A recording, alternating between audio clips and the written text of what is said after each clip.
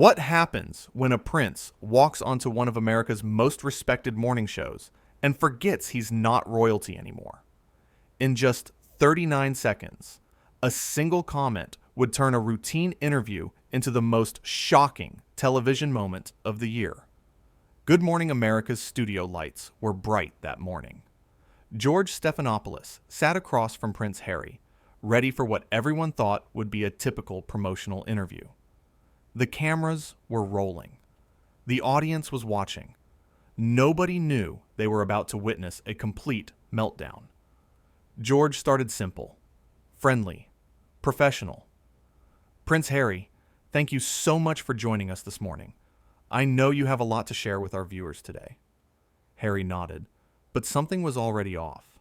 His posture was stiff. His smile looked forced. Well, George, I appreciate you having me. Though I do hope we can have a real conversation here, not just the usual softball questions Americans are so fond of. George's eyebrows raised slightly, but he kept his composure. He was a professional. He had interviewed presidents, world leaders, and countless celebrities. He knew how to handle difficult guests. Of course, we want to have an honest discussion. So let me start by asking about your recent statements regarding your family. Can you clarify what you meant when you said, "Let me stop you right there," Harry interrupted, holding up his hand. That's exactly what I'm talking about. You people in the media always want to twist my words. You take one sentence and turn it into a headline without any context. George remained calm, patient. I understand your frustration with media coverage, but I'm simply asking you to explain your own words. In your own time. This is your opportunity to provide that context. My opportunity? Harry leaned forward, his voice rising. You're giving me an opportunity? Do you know who you're talking to? The studio went quiet. You could feel the tension through the screen. George's face remained neutral, but his eyes showed he was processing what just happened. I'm talking to a guest on our show, someone who agreed to come here and have a conversation with our audience. A guest, Harry repeated, laughing without humor. That's rich. I'm not just some random guest, George. I'm a prince. I've sat with actual world leaders. I've done more important work in a month than you've done in your entire career. George took a breath. He looked directly into the camera, then back at Harry. With all due respect, you came on our show. Our viewers tune in every morning because they trust us to ask real questions and have meaningful conversations. That's what I'm trying to do here. Trust you? Harry's voice dripped with condescension. Your viewers trust you because they don't know any better. They sit at home in their little houses, watching their little televisions, thinking they understand the world. They don't understand anything. George's jaw tightened. This was crossing a line. Our viewers are intelligent people from all walks of life. They deserve respect, not condescension. And frankly, so do I. I've been nothing but courteous to you since you arrived. Courteous, Harry scoffed. You want a medal for basic manners? This is the problem with America. Everyone wants praise for doing the bare minimum. In my world, courtesy is expected, not celebrated. Your world? George leaned back in his chair. You're sitting in our studio, on our show, speaking to our audience. Right now, this is your world too. Harry's face flushed red. How dare you speak to me like that? Do you have any idea what I've been through? What my family has put me through? What the media has put me through? I can't imagine how difficult that must have been, George said, his voice steady and measured. But that doesn't give you the right to come here and insult our viewers. These are good people who wake up every day, work hard, and try to make a better life for themselves and their families. Oh, please, Harry waved his hand dismissively. Spare me the working class hero routine. You sit here in your fancy studio, making millions of dollars, and you want to pretend you're one of them? You're as out of touch as anyone. George set down his notes. I grew up in a working class family. I worked my way through school. I earned everything I have, and I remember where I came from. But this isn't about me. This is about you coming on this show and treating everyone around you with contempt. Contempt? Harry stood up slightly in his chair. You want to see contempt? Try living under the microscope I've lived under. Try having every single thing you do analyzed and criticized. Try having your entire life picked apart by people who have never accomplished a fraction of what you have. Millions of people deal with criticism every single day, George responded, his voice still calm but firm. They don't use it as an excuse to look down on others. They don't use their struggles as permission to be cruel. Harry's eyes narrowed. Cruel? You think this is cruel? Let me tell you something, George. You have no idea what cruel actually looks like. You sit here in your comfortable little chair, asking your comfortable little questions, and you think you're doing something important. You're not. You're just another cog in the machine. That may be true, George said, but at least I treat people with dignity. At least I respect the platform I've been given. And at least I remember that nobody owes me anything just because of who I am or where I came from. The words hung in the air. Heavy. Pointed. True. Harry's face went through several emotions at once. Shock. Anger. Indignation. Nobody owes me anything? I'm a prince of the British royal family. People have owed me things my entire life. That's how the world works. Maybe that's how your world works, George said quietly. But not here. Not on this show. Here, everyone is equal. Everyone gets treated the same. And if you can't accept that, then maybe this isn't the right place for you. Are you threatening me? Harry's voice rose sharply. Are you actually threatening to kick me off your little show? I'm not threatening anything, George replied. I'm simply stating a fact. This show is built on respect. Respect for our guests, respect for our viewers, and respect for ourselves. If you can't show that respect, then we have a problem. Harry stood up abruptly. His microphone made a scratching sound against his shirt. This is unbelievable. Absolutely unbelievable. I came here as a courtesy. I came here to share my story. And this is how you treat me? I've treated you with nothing but professionalism, George said, remaining seated. You're the one who came in here insulting our viewers. You're the one who turned this interview into an attack. You're the one who seems to think that your title means you don't have to follow the same rules as everyone else. My title means something, Harry shot back, whether you want to acknowledge it or not. I am not some nobody off the street. I have influence. I have power. I have a voice that people actually want to hear. George stood up now too. Then use that voice to say something meaningful. Use that influence to make a positive difference. Use that power to lift people up instead of putting them down. That's what we try to do here, every single day. How noble of you, Harry's sarcasm was biting. The great George Stephanopoulos, champion of the people. Do you practice that speech in the mirror every morning? I don't need to practice treating people well, George said. It's not a performance. It's not an act. It's just basic human decency. Harry laughed, but it was harsh and bitter. Basic human decency.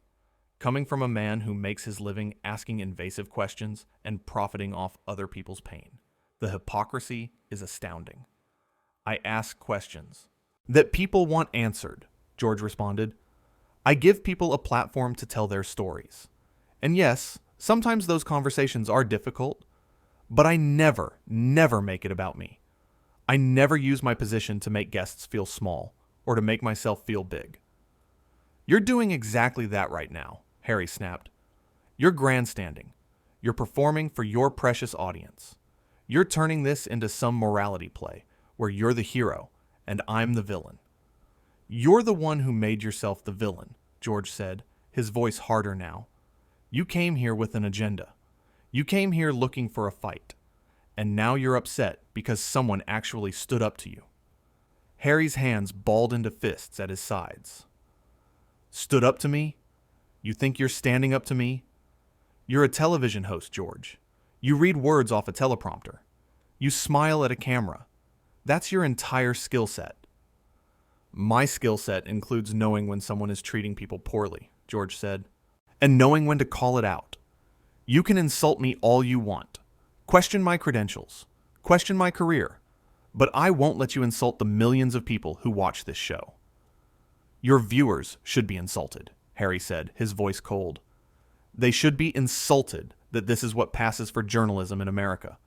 Soft questions, gentle prodding, nobody willing to actually push back or challenge anything. It's pathetic. I'm pushing back right now, George pointed out. I'm challenging you right now, and you clearly don't like it very much. Harry's face was fully red now. The difference is, I actually matter. My opinions shape conversations. My words move markets. What I say has real consequences in the real world. You're just a middleman, a messenger. Nothing more. George took a step closer. If that's what you really think, then why are you here? Why did you agree to come on this show? Why do you need this platform if you're so much more important than all of us? The question hit its mark. Harry's mouth opened, then closed. He struggled for words. I don't need this platform. I was doing you a favor. A favor? George's tone was incredulous.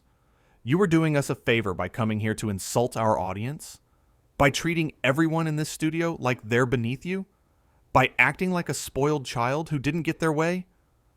How dare you? Harry's voice shook with rage. How dare you call me a child? I have done more in my life than you could ever dream of. I've served my country. I've supported countless charities. I've used my position for good. Then act like it, George said simply. Because right now, all you're showing us is entitlement. All you're showing us is someone who thinks their birth gives them the right to treat others poorly. And that's not leadership. That's not service. That's just ego. The studio was completely silent. The crew stood frozen. Nobody moved. Nobody breathed. This was unprecedented. This was television. History happening in real time.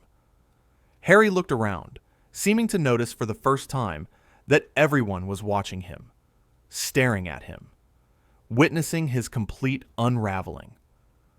You're going to regret this, George. You have no idea who you're dealing with. I know exactly who I'm dealing with, George said calmly. Someone who thought they could come here and demand special treatment. Someone who thought their title would protect them from accountability. Someone who forgot that respect is earned, not inherited. Respect? Harry's laugh was almost manic. You want to talk about respect? You, who makes your living off gossip and speculation? You, who has built your entire career on the backs of people's private lives? Don't lecture me about respect. Every single person who has sat in that chair has been treated with dignity. George gestured to Harry's seat. Every single one has been given a fair opportunity to share their perspective. You're the only one who has chosen to use that opportunity to attack the very people who gave you this platform. Harry pulled at his lapel microphone, yanking it off his collar. I'm done here. This is a waste of my time. Your show is a waste of time. This entire country is so obsessed with tearing people down instead of building them up. Nobody tore you down, George said. You did that yourself. You walked in here with an attitude. You came prepared for battle.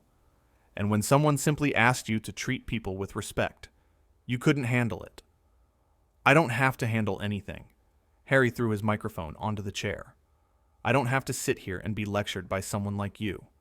Someone who's never had real responsibility.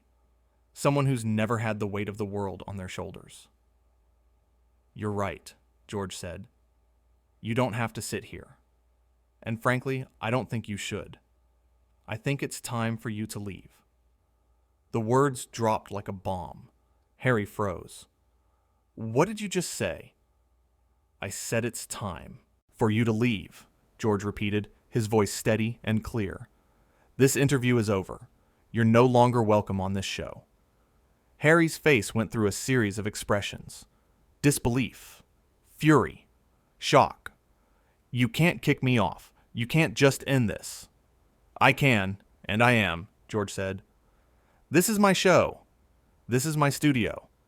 and I will not allow anyone, regardless of their title or their status, to come here and disrespect the people who make this show possible. Not the crew, not the audience, not anyone. This is outrageous, Harry sputtered. Do you have any idea what kind of backlash you're going to face? Do you know what kind of press this is going to generate? I don't care about the backlash, George said. I care about doing what's right. And right now, what's right is asking you to leave. Please collect your things and go. Harry stood there, seemingly unable to process what was happening. You're making a huge mistake. A massive mistake. My lawyers will hear about this. The network will hear about this. Everyone will hear about this. Good, George said. Let them hear about it. Let them see exactly what happened here. Let them judge for themselves who was in the right and who was in the wrong. I'm comfortable with that. Are you? Harry's jaw clenched. His hands trembled. This isn't over. Not by a long shot. Yes, it is, George said firmly. This interview is over. Your time on this show is over. Please leave now, or I'll have security escort you out. The threat of security seemed to finally break through. Harry grabbed his jacket from the back of the chair. You're going to regret this, George. Mark my words. The only thing I regret is that it had to come to this, George said. I genuinely hoped we could have a productive conversation, but you made that impossible. Harry stormed toward the exit, his footsteps echoing in the silent studio. He stopped at the edge of the set and turned back one last time. You're all sheep. Every single one of you. Following orders. Believing what you're told. Never questioning anything. It's sad, really. George didn't rise to the bait. Goodbye, Harry. And with that, Prince Harry walked off the Good Morning America set. The door slammed behind him. The sound reverberated through the studio like a final punctuation mark on the most dramatic interview in the show's history. George stood there for a moment, processing what had just happened. Then he turned to the camera. His face was composed, professional, but you could see the weight of the moment in his eyes. We're going to take a quick break, he said to the viewers at home. When we come back, we'll continue with the rest of today's show. The camera cut away, but the damage was done. The explosion had happened, and nothing would ever be quite the same again. In those final moments before the commercial break, George sat back down in his chair. He straightened his notes. He took a sip of water. And he did what he always did. He prepared for the next segment, because that was his job. To keep going. To maintain professionalism.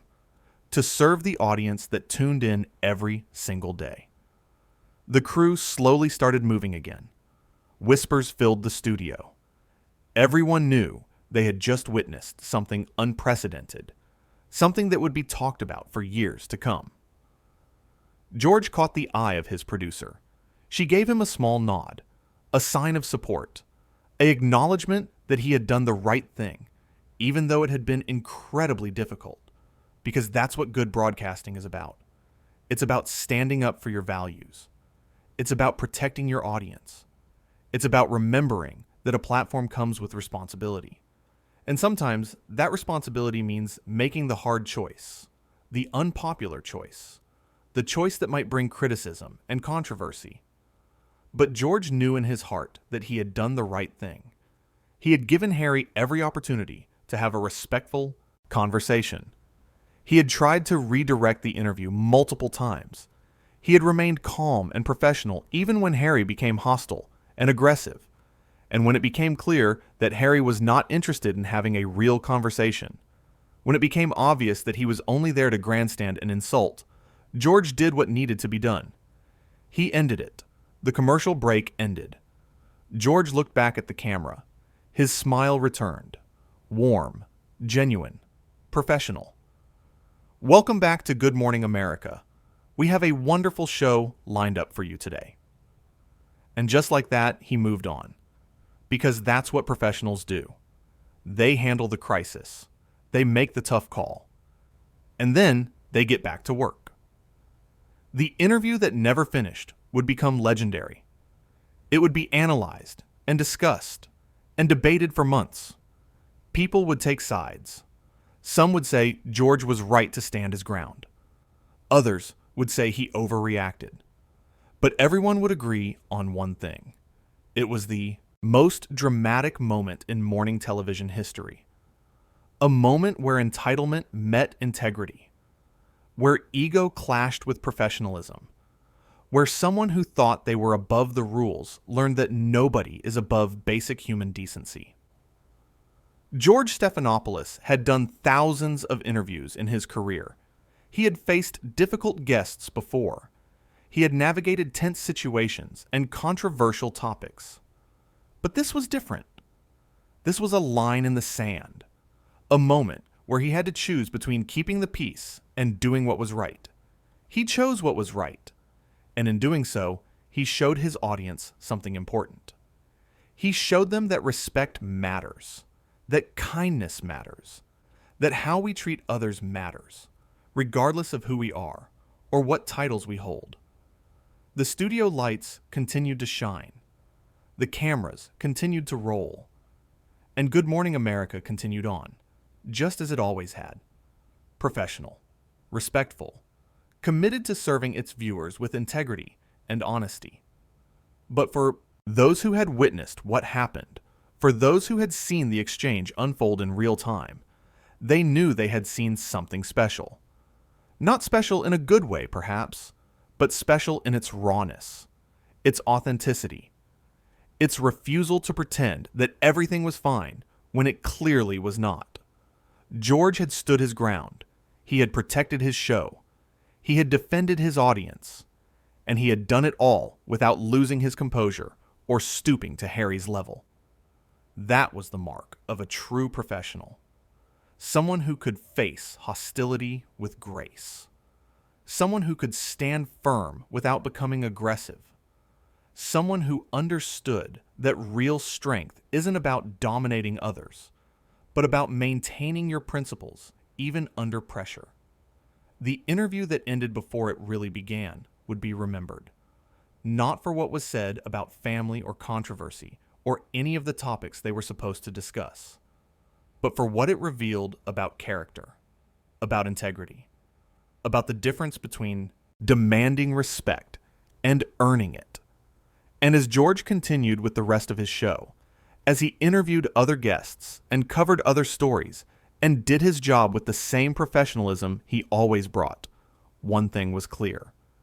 He had earned the respect of everyone watching, not by being perfect, not by avoiding conflict, but by standing up for what was right when it mattered most. The lights eventually dimmed. The show eventually ended, and the crew packed up the equipment and prepared for another day. But the memory of what happened lingered, a reminder that sometimes the most important moments aren't the planned ones. They're the moments when we're forced to make a choice, when we have to decide what we stand for, when we have to show who we really are.